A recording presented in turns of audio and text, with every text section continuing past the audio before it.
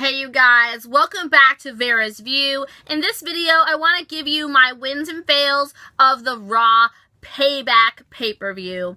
So let's cut to the chase and talk about what I didn't like. The first thing that bothered me wasn't something that happened at the pay-per-view, but rather something that didn't happen, and that is title defenses. Let's forget about the Universal Championship for a second, shall we? Because we all know that Brock Lesnar is only working a limited schedule. It's just the world we live in, and he's not going to be around to defend this title. But the Intercontinental Championship should have been defended on this card. Dean Ambrose was ready, willing, and able to do so, and if they are trying to restore the prestige that this belt once had, they need to be defending it, especially on pay-per-views.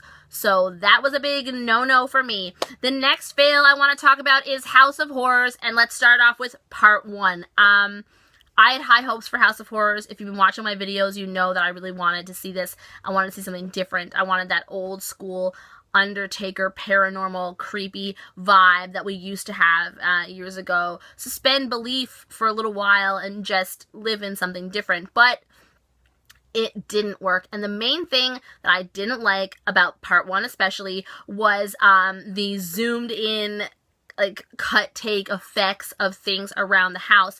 It took away from whatever realism this match could have by making us realize that it's not happening in real time. You know that it's not happening as we're watching it. If someone had to sit down and edit in all of these little special effects and buzzards and whatever else they were doing, it just wasn't making it real in a match that I know wasn't that real to begin with, but it definitely took away from it for me.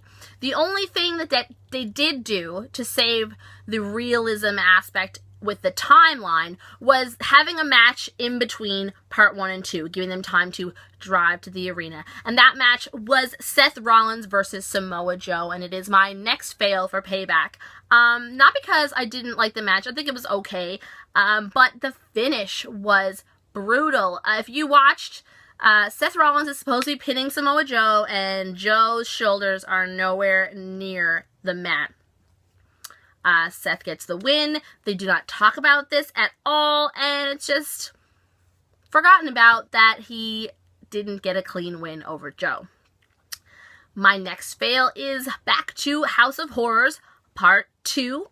And my fail for part 2 is going to have to be Jinder Mahal and the Singh brothers interfere to cost Randy Orton the match. Not because I wanted Randy Orton to win. I do believe this was Bray's stomping grounds, as they would say. But Bray didn't look good having to have someone else do his dirty work. It made him look weak. He definitely didn't get the revenge that he talked about making Randy suffer. None of that happened. So that was a big, big fail for me. Let's talk about my wins of the pay-per-view, shall we? My first couple wins actually happened on the pre-show. The first one being Enzo and Cass getting the win over Luke Gallows and Carl Anderson. This has to put the realest guys in the room one step closer to #1 contendership for the Raw Tag Team titles. And my next win is Finn Balor giving this amazing sling blade to The Miz on Miz TV.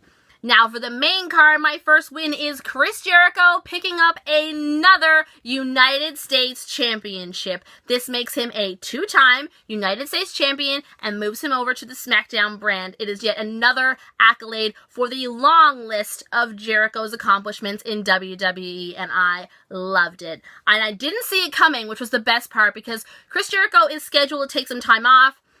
This would have been the perfect opportunity to just finish it up. But no, he got the win, and I didn't see it coming, so I loved it. Loved being blindsided, and it was just great.